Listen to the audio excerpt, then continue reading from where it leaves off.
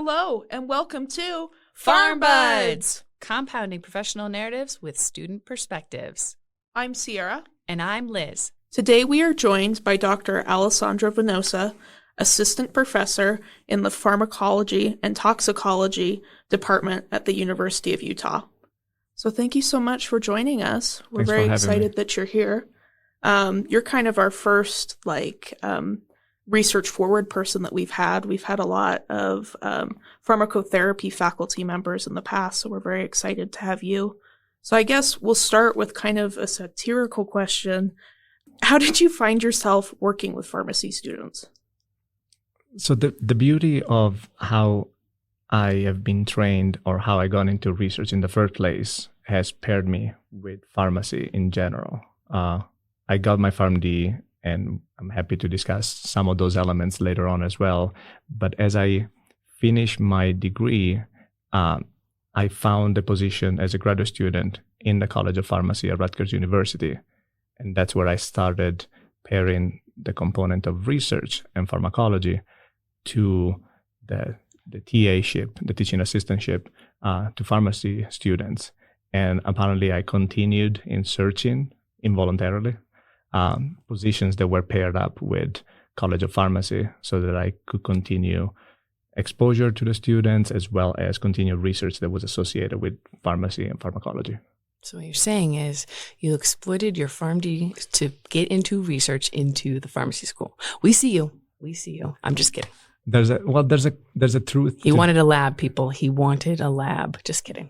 Well, so that's the part that is actually weird. And it wasn't that I necessarily looked for a position as a graduate student.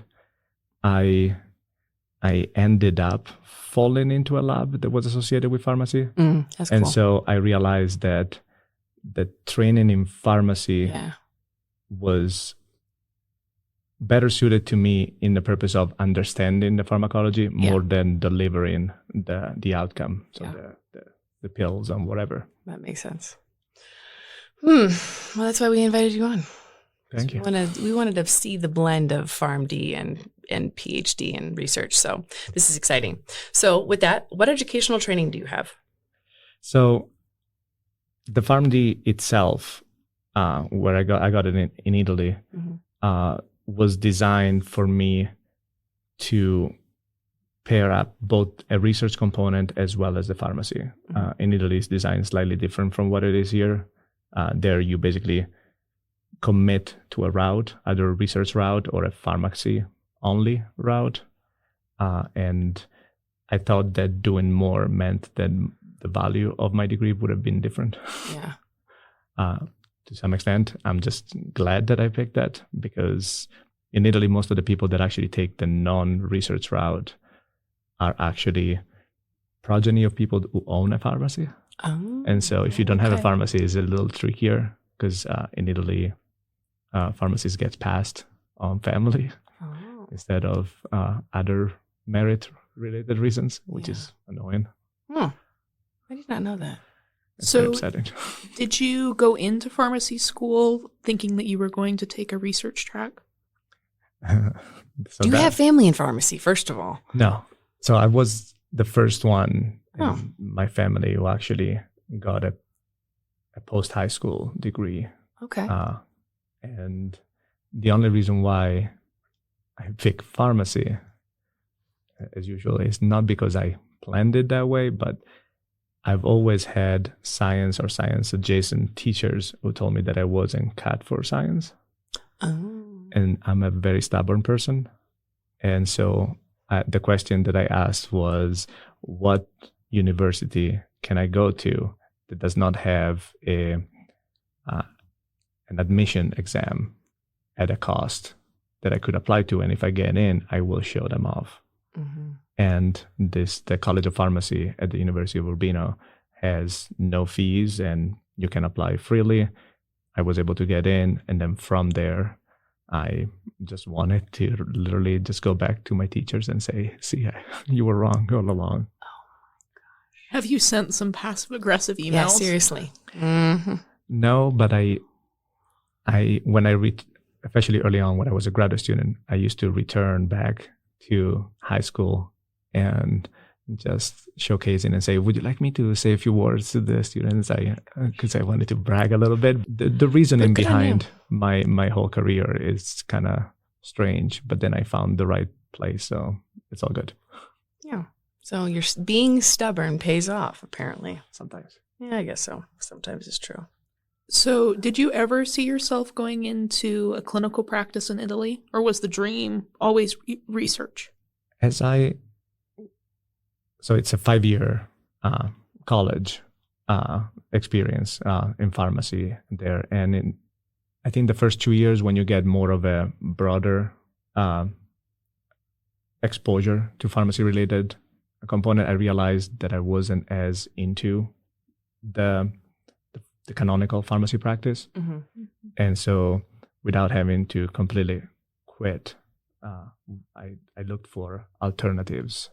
What could I have done with this degree or with the options that were available within the college? And so the research became a little more dominant. That makes sense. Huh. Interesting. I'm still just stuck with 5 years. 5-year pharmacy school. What is that? What do you do for 5 years? What makes it 5 years? I don't know. Well, in those 5 years, the last year is 9 months where you work in pharmacies. Okay. So the last year is mostly where you learn about the laws, when you learn how to handle yourself within a pharmacy. You can pick actually multiple rotations where you can do, just like here a little bit, where you do maybe a little clinical pharmacy, a little other sorts of pharmacies. That's as far as I got. I tried one type of pharmacy. I realized that I'm not bad at human interactions, but in the context of pharmacy, I'm not necessarily as willing to partake into the back and forth of people who have heard about the drug for the first time and already know more about it. And so I thought that it was a better fit for me to be further out from that exposure. Yeah, it can be kind of transactional in community pharmacy sometimes. So maybe you can help us understand in Italy, do you feel like community pharmacies are set up to be very transactional, or do people come in with general health questions to pharmacy sometimes? Or how does that look in comparison to the US? It might also depend on the region in Italy, because I come from a very rural, small region, not very populated in general. So just like for family doctors, pharmacists have a role of being the medical experts. So people actually do come in with the questions of, I have this problem. Do you have a suggestion what I should do? A little more than it would happen perhaps in a larger city like Rome or Milan. I need to visit Italy. This is interesting. Yeah, I think that's the real takeaway from this conversation. We're going to Italy. There might be exchange programs to some extent. I need to figure this out. This is wild. In Italy, I know that there is an exchange program with the College of Pharmacists in Greece, with my university, just because we are on the coast where Greece faces us. So I think that they set it up just by chance, but they are always open to welcome people with different backgrounds to be able to complement or add on to their exposure. Plus, it's cheaper to do pharmacy in Italy. Oh, great. Good to know. It is really good to know. So what brought you to the University of Utah? Let's see. So that one is a tricky one, because not that I had anything against Utah, but I never considered Utah or the Central States, Mountain West region as a destination, mostly because when you read research articles, you find that dominance of coastal universities. So you inadvertently start valuing those as the only institutions. Mm-hmm. But as I was approaching my third year as a postdoc, I realized that I needed somewhat of a balance, because I tend to just head down and just science. And so I was looking for places where there was a more verbal agreement in terms of balancing the research aspect to the personal life and the personal growth aspect. And when I applied for the University of Utah and I came here, it became clear that there was you go at the pace that best suits you to be most efficient and most successful. And so that kind of was like triggered my brain in a very positive manner. And immediately I was drawn by it. Yeah. Do you feel like your work-life balance is better now than it was when you were a postdoc? That's a tricky one. I've definitely done more personal growth here than I've done in my postdoc for sure. I've also spent considerable amount of time in the lab in the weekends or holidays, nevertheless.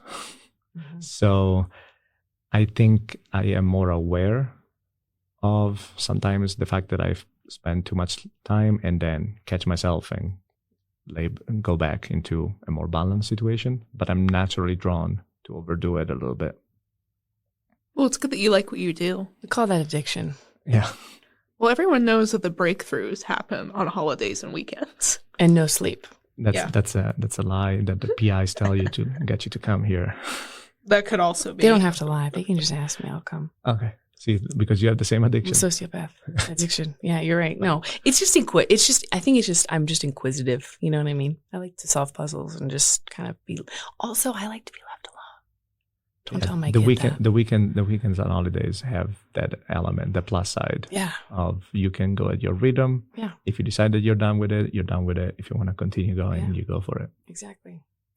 But there is that motivation factor. Like if you don't have it and you're not a self-operator, I think research can be difficult because it's not something that's always just handheld, you have to. So, which follows the next question is kind of a combination. I mean, we talked about, how you started with a PharmD as, you just wanted to show off to your teachers that, you can do science. But then I guess we talked about also pursuing a PhD because you like that research component, but then that follow-up is what type of research do you focus on then? So I think that's a part where my brain could not fit in a single box. Mm-hmm. And that's when I realized it during the early experiences with research.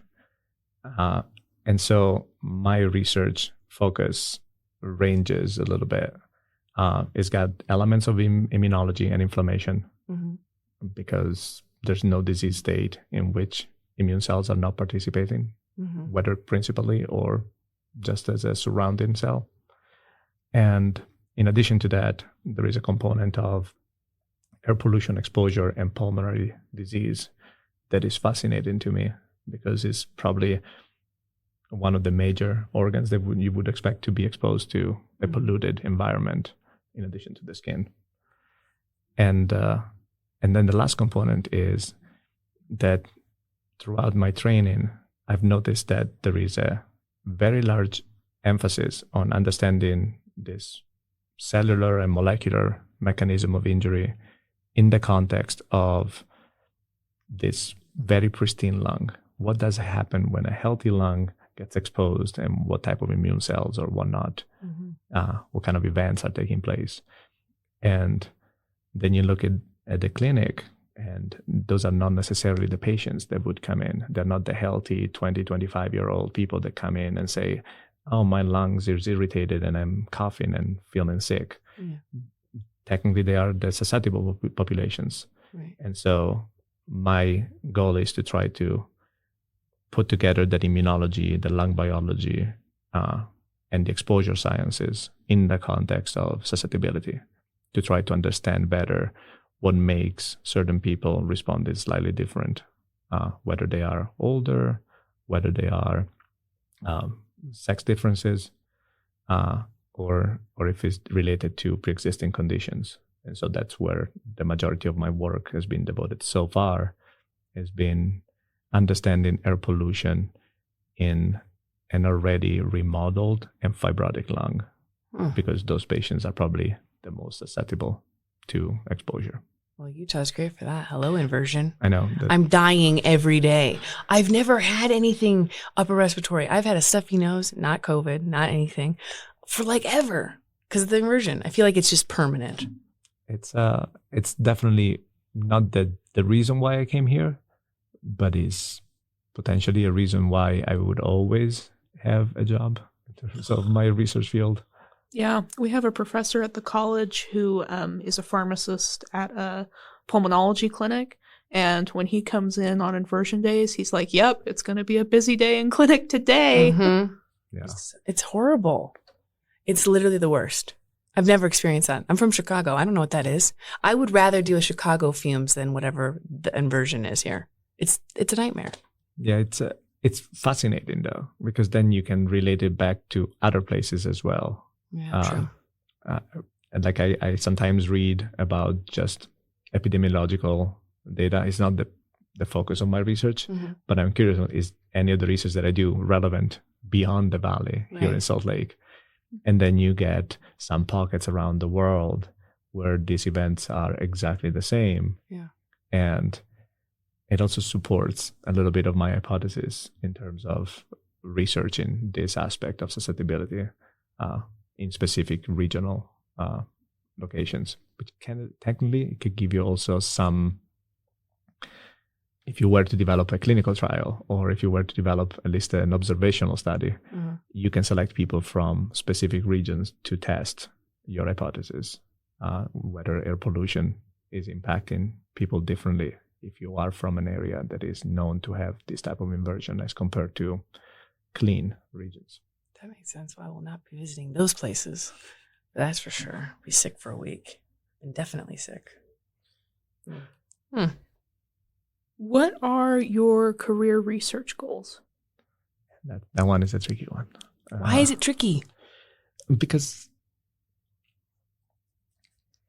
you just want to research the rest of your life. That's okay. We love that. There's the ego component in addition to the natural passion. Right. And so I was like, I think that I can do science better than others. I think that I can ask the question and address it better than others. And so that is a reason. Is it a driving reason? Probably not. But is it in there? Yes. And so I think that ultimately is just to advance the field. I know that I might not be able to solve the problem, but I just want to inch it forward so that maybe the next person, maybe somebody that I actually get to train in the lab, will take it to the next step and maybe lead to an ultimate benefit. The second reason is because by virtue of advancing in your career, you get to get exposure to service in terms of organizing symposia or conferences or whatnot. That one allows me to reshape how, especially the trainees or even myself, get exposure to things. And because of my interest in some non-canonical path, then I might be able to bring in people that would not talk to each other necessarily and try to reshape how we idealize or how we study a specific disease state. So I could at least move things in a way that I enjoy them better, or I would like him to see. This is true. Do you have a question, Sierra? Oh, yes, I have a follow-up question. Okay, hurry up, because I have a follow-up. Okay. How do you feel like your research is going to influence clinical practice? Ooh. So we're not that close yet. Okay. No, that's all right. I'll blame it. It's easy right now because I can always blame it on COVID. I have maybe another year before I don't have a justification anymore that I cannot say COVID hindered me from solving a problem. But I think that with the original goal, that is to identify specific immune cells that are, for lack of a better term, enraged about the surrounding microenvironment and are very toxic to your lungs, identifying ways to potentially reprogram them to cool down and avoid destroying the surrounding lung as much as they do, because they come in with the best intentions. Do they? Yeah, when they come in with signals that tells. Yeah, they're enraged. Yeah, they're enraged. You watch out. You don't go in anyone's path that's enraged. You're just like, bye. They're enraged for. You go ahead and take care of that lung. Just take it out. They're enraged because they get signals that tell them to be prepared for war, and as they come in, they do not. I envision them as people, so I think that they have brains and they think about things. They're Spartans. I think that's a great analogy. It is true. And so they come in and they don't know better. They've been trained to just be angry at whatever foreign adversary is present there. And my goal therapeutically would be to understand what they look like, what receptors they express, and if I can find a way to leverage that understanding to then utilize it to carry a specific drug that would then dampen their toxic response. So that's the ultimate goal. I don't think I'm that close. We have identified a couple of lead targets that I would like to leverage in the next year and a half to see if we can utilize that for those purposes. But it's been a little slower than I anticipated these first few years. Part of it because of COVID, part of it because it's difficult to figure out how to set up a lab, like what people are the best people to surround yourself with that have the same type of drive for those type of goals. Right. What was your follow-up? My follow-up is, it wasn't necessarily that clinical, which was a good one. That was killer. But my thing is, because you were talking about you wanted to connect people that usually wouldn't work together and just kind of, even though you have these very self-promoting goals in terms of research and what you want to get done, I wanted to follow up with, that is really standoffish to students who want to get into research. And I think that's why there's a lot of students that don't get into research when they're in a grad school. And when you come into, everybody always joked with me when I first entered pharmacy school, oh yeah, you want to do research. I mean, they still say, you want to do research, you want to do research, you want to do research. And now they just kind of like pin that on me. But it's very scary trying to walk in and say, okay, this is what I want to do. I have the drive, I have the motivation, but I have zero experience. And there are times where I've been turned away for that, because they don't want to initially invest in giving you the backbone of what it is to be wet, like working on a wet, just in wet lab.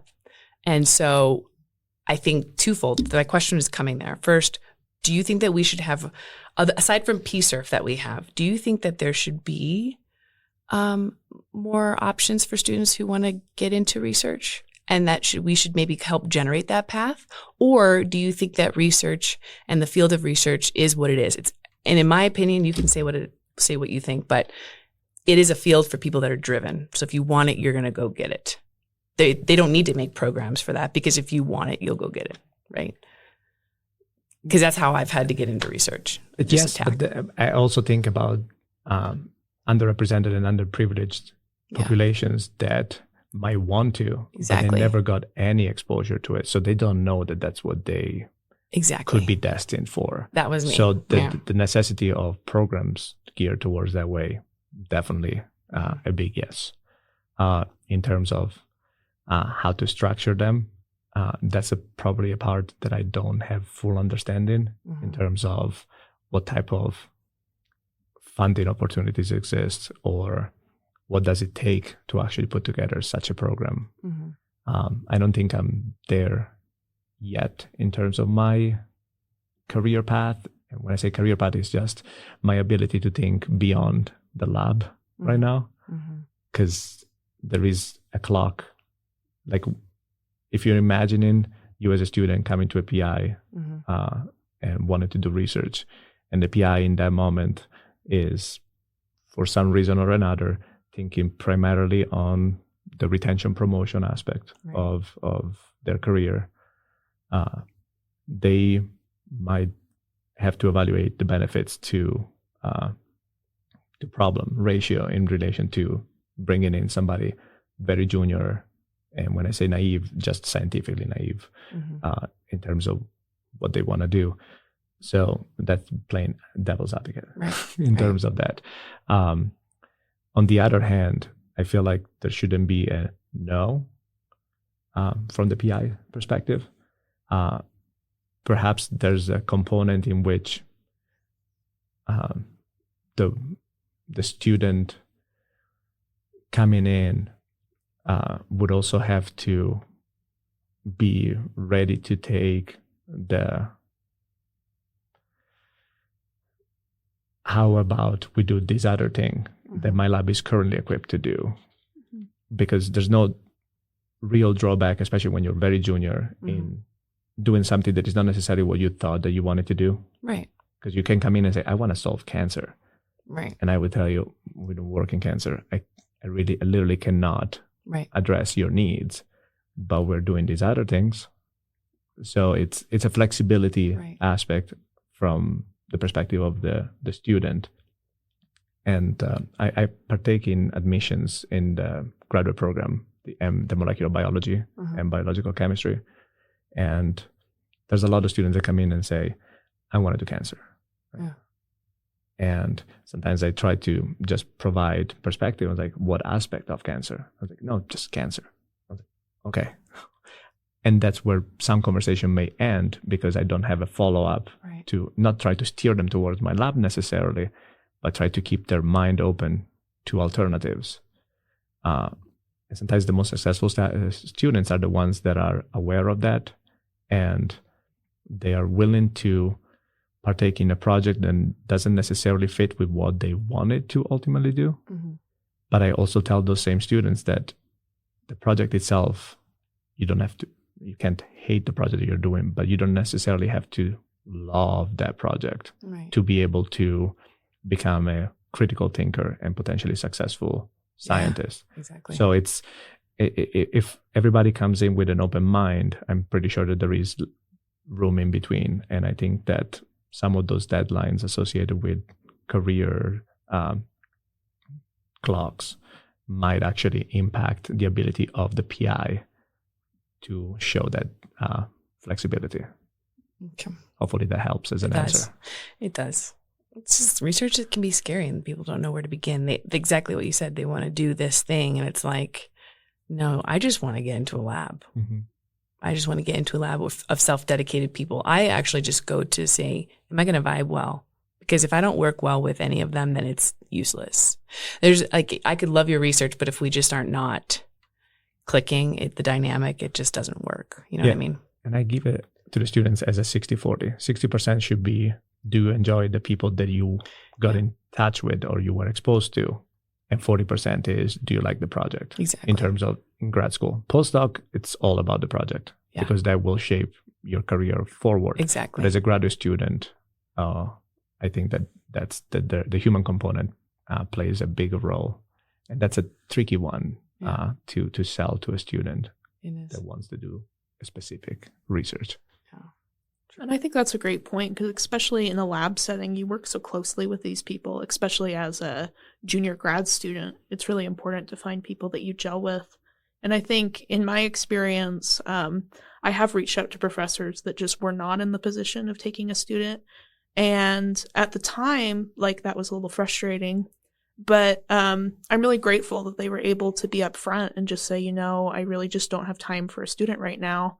And that helped me find someone that did have the time to work with me, because I think when you're starting out, it is really important to find a mentor that has the time to help you get to a place where at one point it will be more important what the meat of the project is. But when I was starting, it was great just to have someone just help me a little bit. And there are some situations where perhaps it's not necessarily the PI, but there is a enthusiastic and passionate graduate student or senior staff member that is willing to take you under their wings to get started.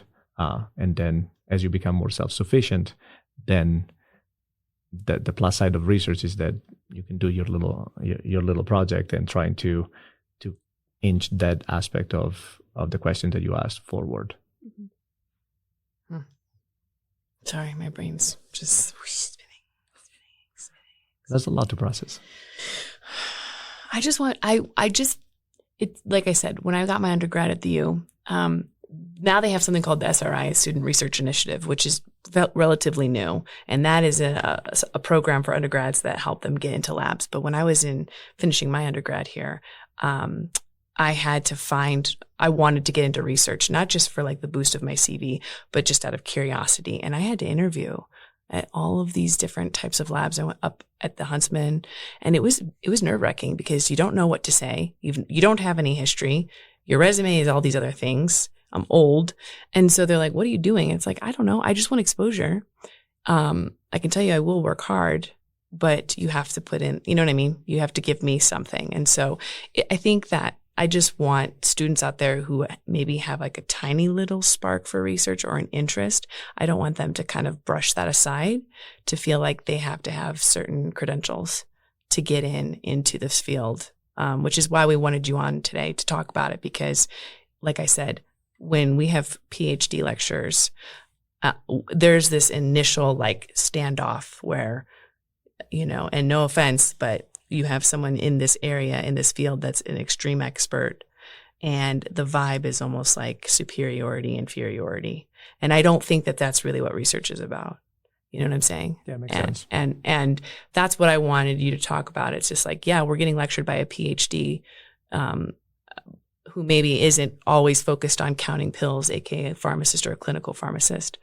And they instantly feel there's no relatability. But in fact, we all have the same goal of eventually helping someone somewhere with something, right? And so, like I said, I just wanted the vibe of researchers and those that are involved to kind of be a little bit more light and just be that we're approachable, that you're approachable, Yeah, and to some extent, I am course master of a couple of courses. Yeah. That the goal as I reach out to the potential speakers is always to try to emphasize that in particular, some courses are very foundational courses, so they start from a place of no experience, right? With the exception of people that may have done that before, right, just by chance.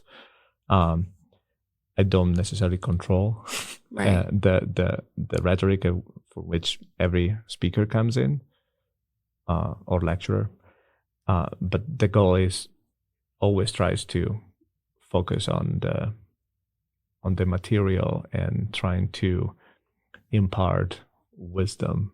Let's call it that. And yes, I would say that probably there are some instances where it might have come through a little more. I'm here because I have to do it, and I want to go back to my research, as compared to I'm here because I want to teach you this piece of the story that you might benefit one day as a professional. Right. Exactly. So maybe you have some input on this, or maybe you don't, but as we were talking, the College of Pharmacy here does have a dual track PharmD PhD program. What are your thoughts about students who maybe want to pursue this dual degree? Encourage, discourage? Oh, no comment? So I don't have a comment per se on the structure of the PharmD PhD, because I haven't been exposed too much into it. I have been actually working with a student who's soon to be graduating for her PhD and got her PharmD here as well. So I think that she was part of that track, unless she finished one and then started the next. I'm not super sure.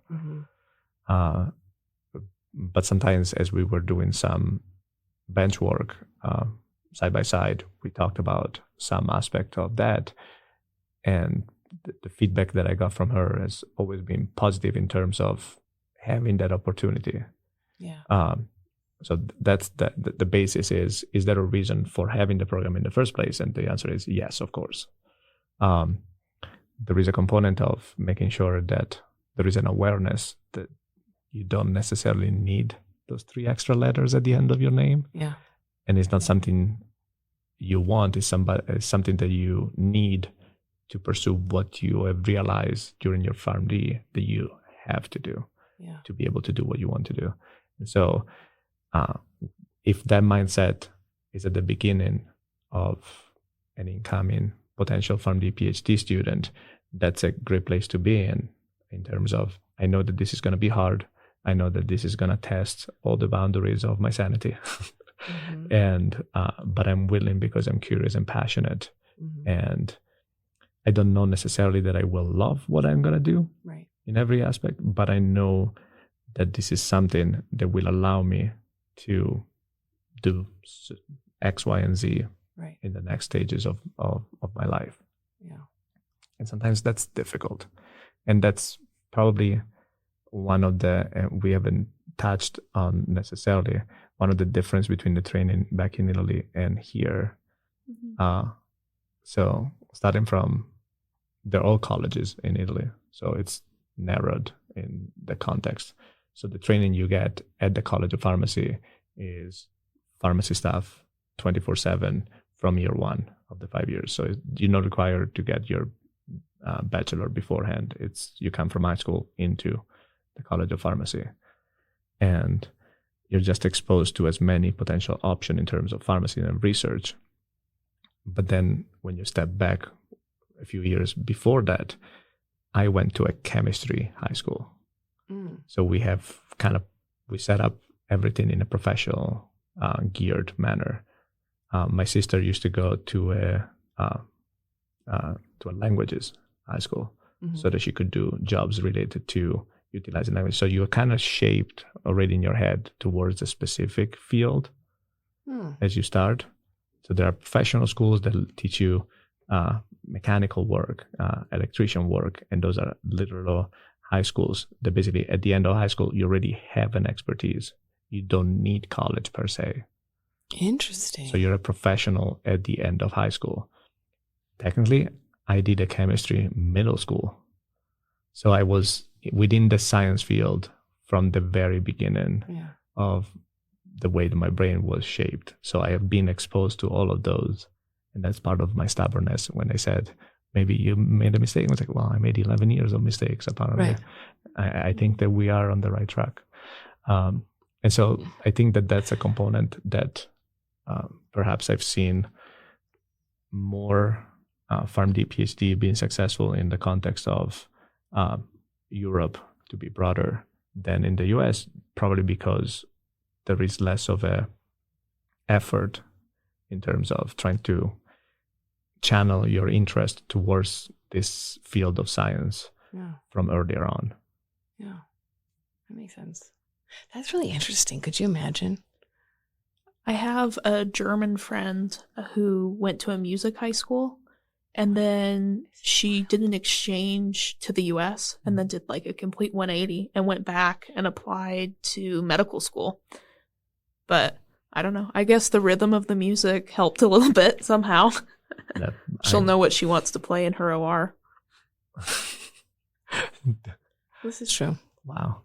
Yeah, I would say that's probably an outlier, I hope, in terms of going from music to medicine. But yeah, there's a correlation between music and medicine, though, and they both start with M. Oh, wow. So she's not too far. Music, medicine. No, I'm just kidding.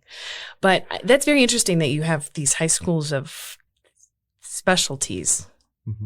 Like that's news to me. I must be living in a bubble, a self bubble. It's wild. But I think that, so, because like I said, a lot of this podcast in New Choice was really just for my benefit because I'm also stubborn and selfish. But back to like just choosing a dual degree and research and trying to decide, it's not that I'm not interested in pharmacy.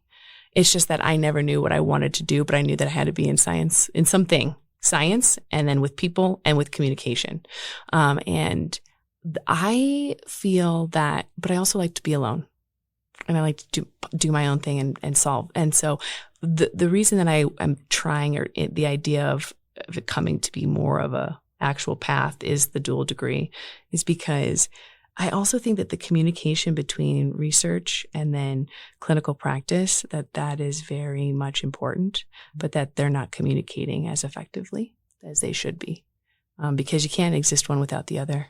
And everything that we're talking to our patients has been developed, thought, planned, and assessed in some lab or maybe fry someone through an act of research, right? Mm-hmm. And so they're very much intertwined. And I think that having an opportunity to be not necessarily the best, but proficient in both areas and having that exposure in both areas would make for a better mentor, make for a better, clinical pharmacist for my patients. But then also I get to do what I need to do and have that option, because I've been a gypsy and I could never decide what I wanted to do because there's many things that I want to do. And just like you, where you don't have an area that's super focused, you have a bunch of all these other things, but we have something that if we're not doing that we're bothered, right? So if I don't pursue this, I know it'll be the biggest regret. And that's all that I can say is I know that this is always something that I've wanted to do. And I can't tell you what I want to do. I can give you tiny pieces of what I'd like to do, but I just know I have to do it because it's always what I've wanted to do. Does that make sense? Yeah, it makes sense. And to that end, it's important to maintain the context of reality. Because if I sell you the PharmD PhD or the PhD life as this wonderful 24/7 party, it's a lie, and then you will get gut punched. So it's that component that sometimes it gets oversold. That academia right now is being oversold in any way. Right. We lost an entire generation of trainees post-COVID because there was no appeal, and there still is very little appeal for continuing academia. But so once the student or potential student is aware that it's going to be tricky, if the response to that is, but I really want to know, and I need to know, and I need to do something about it, then it will be a successful PharmD PhD or PhD in general. Yeah. And that's what people ask, like, what do you want to do? I'm like, I can't tell you that. I just know that I can't not be doing it. Does that make sense? Yeah. I just cannot not do it. We have jokes that Liz is going to pursue a residency and a fellowship and a PhD all at the same time after we get our PharmDs, but we'll see. Don't be surprised. I don't doubt that she couldn't do it. I just worry about her work-life balance a little bit. There is none. Yeah, we can have an entire separate hour on that component. I have gotten significantly better, though. You cannot get worse. Well, I did reshape the way I wake up. I wake up at 5 a.m. every morning, and I do an hour of work, and I find my prime time to be 8:30. I'm the sharpest at 8:30. And I only say like it cannot get any worse because I probably feel very similar in terms of I think I was like I got better. Well, the starting point was not a very good starting point. Exactly. So sure, I got better, but you don't want to tell people that. Don't tell them our faults. Just kidding. No, but it's true. I mean, it's not easy, and that's the thing is everybody's telling me. Everyone's said multiple times it's not about the letters. Yeah, I'm not doing it for that, and it's not going to be easy. Yeah, I already know. Try living the life that I have now, but I've been semi-successful in that, and so and that's not to say that I can't and that it won't, and that there's going to be times where it will not work out, and I've experienced when things just do not work out, and it sucks. It is a very hard blow, but something else opens up, and then we can move from there. So I just know that not pursuing it would not be a good idea. It just is not. It's not an answer. It's not an answer. Yeah. So watch out, world. She's coming. I'm coming. So I guess that's what I wanted to ask then is, and how do you decompress? How did you learn to decompress? So there are two answers to that. One is for the winter, one is for the rest of the year. Winter, okay. Because the winter is tricky. For as much as I like outside, there's fewer options, and I don't ski because I am not willing to fight gravity down a hill on the snow. I've never thought of it like that before. I don't know if I ski anymore either after hearing that. To me, though, it's a battle that I shouldn't even pick on. Gosh. So I reduce sensibly the amount of options that I have here in Utah by virtue of not wanting to go down the hill. It's a hill I'm worth dying on. Yes, literally. Yeah. No. But so in the winter, perhaps there are some, snow hikes, gentle snow hikes, just to be outside above the dome of sadness. But predominantly it's been getting together with friends or colleagues or whatnot. I have a little bit of a passion for board games. And so that is top 3 right now. It depends on the people. Nope, top 3 right now. I can never. Nope, top 3. If you went to a board game extravaganza, what 3 would be in your back pocket? With other board game enthusiasts? Mm-hmm. Yeah, I just said sure. a board game extravaganza. I would say probably Dead of Winter. That's a tricky one. Oh, I wasn't ready for that one. And you are not a board game enthusiast. No, because they're all... Azul. Azul is a good one. Quirkle. Quirkle is a good one. Yeah. Mm-hmm. Would you like more? Planted. So I like Suburbia. Okay. And then I've learned a couple of very small games. One of them Splendor. is Sushi Go. Oh, yeah. Sushi Go. I have that. And Kodama Duo. Oh, I've never heard of Kodama. What is that? So Kodama Duo is beautiful because it's a 2 people only game. Okay. So it's a nice one if you're stuck because you got no power or is no in or whatever, and you're just playing with a partner or a friend or whatever, or a roommate. Yeah. And you're building somewhat of a tree of life, and you get points based on what type of creatures live on the branch that you're adding. Oh. And it's mystical. It's kind of neat. And I'm gonna add that to my list. I'm getting like spiritual Settlers of Catan kind of vibes. Oh, I love Catan. This one there's no dice rolling. That's why I didn't list Catan as one of my favorite, because I'm not good at rolling dice. Oh, so Yahtzee's not your friend. So those are not games that I would predominantly go for. But in the rest of the year, it's usually a physical activity or outdoors related activity, hiking, running, national parks, just being by a lake, whatever gets me outside of the house. It will help me decompress, because if I don't have my computer or internet, that's a win. Truth. What advice can you give to someone interested in pursuing a career in pharmacy, research, or both? Yeah.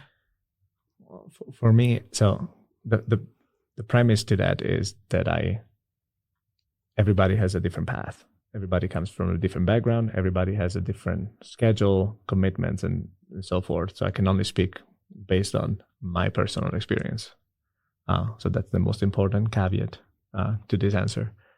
But Liz was mentioning earlier too, follow your passion, rather than like, oh, I'm interested in doing this. That's not enough to get personally a PhD. It's just not enough to fuel that the struggle that sometimes comes along with a degree like that. So it's follow your passion. Do not do it for career purposes, because especially me, I don't want. I'm trying to stay as close as possible to academia for as long as I can hold on to it, and definitely it's not the place where I'm going to make the most money. So I'm not doing it for the money. Definitely not the direction that I am taking. So if you follow your passion, find alternative ways, and this is part of a systemic problem, but be willing to also take an unpaid internship. I'm not supporting that notion, but sometimes if you really want to do it and there's no avenues for you to do it, you're going to have to find a way that you can continue to partake into that experience, and in a less than ideal version. And again, I'm not supporting that idea, but when I came from Italy and came to the US, it was just for one exchange semester, just to learn English. It wasn't for research. It wasn't for anything like that. The first lecture, the professor mentioned in the College of Pharmacy mentioned, if you want, you can reach out to me for a work in my lab. I went there. It wasn't for credit. I wasn't allowed to get extra credits because the visa that I had was only allowing me to take 3 courses and that's it. And I could have picked Italian 101, English 101, and whatever. I took 3 pharmacy courses. And that first lecture, I followed up immediately. That person actually became my PhD mentor because then I worked in her lab for 3 months, went back home, worked in a pharmacy, got really bored of it. And she reached out and said, would you like to come back to my lab for the PhD? And that's the part. I was passionate about those 3 months. I couldn't say no because I wanted to explore more. And so I bagged up and just went. That's awesome. And so that's the part like I realized that it was something. I just got a little glimpse of it. Mm-hmm. And I just relied on that little glimpse that it could have been the path that I was supposed to take, or at least that I felt that is right for the person I am. Mm-hmm. And so I wasn't going to say no to any door that was opening. That's what I said. You just never know how things are going to work out. Mm-hmm. You don't. Well, I also have the upside that if things did not work out, I could go back to Italy as a backup plan. So must be nice I know, to go back to Italy as a backup plan. So that's the part where like, oh, just get to hang out in Italy, no problem. It wasn't not a big deal. It wasn't as big of a leap of faith as perhaps other situations, but Italy to die. The food, is the food good? Before we get to the budding question, is it good? It's all right. No, I'm joking. It's got to be better than here. It's good. Yeah, of course it is. It's good. Homey. Yeah, exactly. Love. Love. Yes.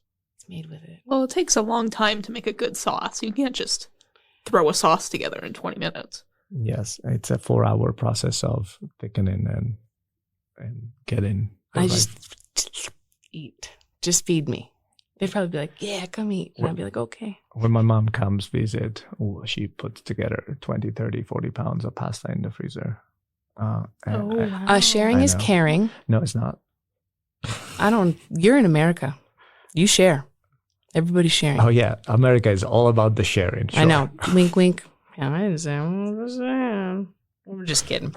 I want pasta. Share your pasta. Okay. It's almost gone. I'm going to tell your mom. Well, she knows. I told her, like, when are you coming back? Because I need more. That's what moms are for, making pasta. Yeah, and in exchange, I'll take her to the national park. Oh, I bet she loves that. No, she hates exactly. it. No mother wants that. She doesn't like hiking. No, she doesn't. Nobody. I don't even like hiking. That sounds like just a disaster. But I take her to What do you want to do Canyonlands. today? Let's go for a hike. How about no?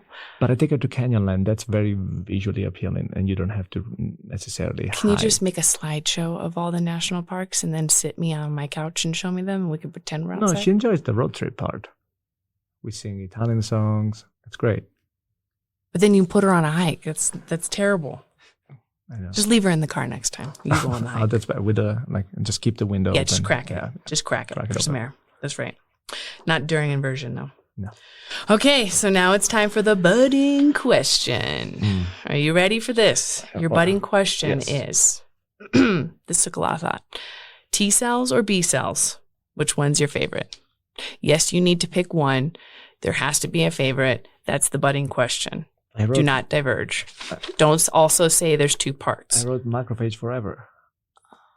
Oh, what a plot twist. But between the T and I B, knew that. I know, like, I think it's the one thing that unfortunately people know from the first time that I teach a class is that I couldn't care less about any other cell with the exception of.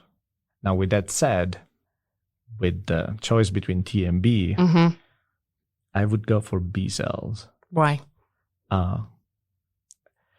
There's something about them that we don't fully understand in relation to their role beyond immunity, like autoimmunity and antibody production. That kind of fascinates me, and I have a long-term goal of trying to link B cells to pulmonary fibrosis beyond what is currently done, which is nothing. And so I'm looking from afar at B cells as a potential future direction. I'm actually trying to recruit potential postdocs just so that they can, with an expertise on B cells, so that they could potentially emphasize this if there is anything to emphasize. So exploit B cells. It would be nice. It's pretty cool. Macrophage for life. I knew it. I knew that was not going to be an answer. It was going to be something. If I was ever gonna get a tattoo, that would no. You're going to get a macrophage. I would get it like an angry macrophage. Well, I guess we have to ask then, why the macrophage? Yeah, why the macrophage? Spartan macrophage. To some extent, is driven by my graduate school mentor, because she was one of the early researchers outlining their importance in disease. It doesn't mean that I have to necessarily love them because she loved them, but I've come to know the many faces that this cell type has in the context of homeostasis, disease, and any disease state. And I haven't found a disease in which these cells are not playing a role, and so they potentially have that appeal pharmacologically as a targetable population that will partake in any disease state, and we could try to, I mentioned earlier, reprogram or use as a conduit to reshape regionally how the disease state develops. So that's my personal take. Robot macrophages. Dang it. Nanotechnology macrophage. Interesting. Don't steal ideas, because that's where I'm going with it. I want nanotechnology, because that's the... When you say nanotechnology, you want to give them a little shield type of situation? Or what do you want to do with the nanotechnology? I don't know. You just want to say nanotechnology. Maybe what It is a good buzzword. But it is. But also, what if we made... I don't know. I have thoughts. You can think about it, but I will probably go to the patent office before you say it out loud, because otherwise I'll take it. If it's about macrophages, I'll take it. Let me put it down in my thought book. Okay. But that's all I do. But what if, like, seriously, biotechnology? There's a lot delivery of methods. There's a drug lot of delivery. Yeah. There's a lot of biotechs or even departments that are focusing on delivering macrophages. I know, and it's up to being able to get to the right macrophages. Because what if you just built a macrophage, a robotic macrophage? They're doing CAR CAR T cells. Yeah. They're doing CAR macrophages. Where have I been all my life?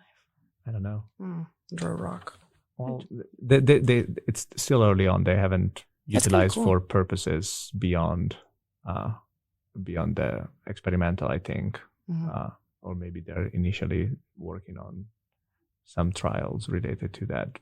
But I think it still has a very small room.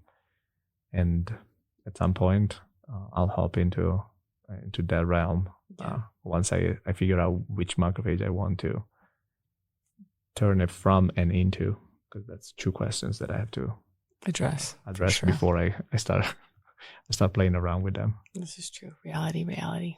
Wow. There you have it, folks. All in all, you can do research, and if you want to do research, you can come harass Dr. Venosa, because of course he'll find you a way into the realm, or at least give you some advice. But worst case scenario, at least I can reroute you exactly. Some people that I know that are good potential mentors, or they are willing and available to help out students interested in. And I think that's a big take home, is that we shouldn't, if there is a little tiny alarm that's going off for an interest in research in any sort of career, not just pharmacy, but any career, you should not have fear in trying to either just explore that or want to explore it. Because I really think that that's what keeps the inquiry and the curiosity. So don't be fearful, just go for it. Somebody out there is listening, and or they'll help you. So the doors are always open, even if it is like what I did in cleaning Petri dishes for the first 3 months. If there is, you got to earn your keep. I did, in a bleach room. If you have 45 seconds, I have a funny story that supports that. We have 45 seconds.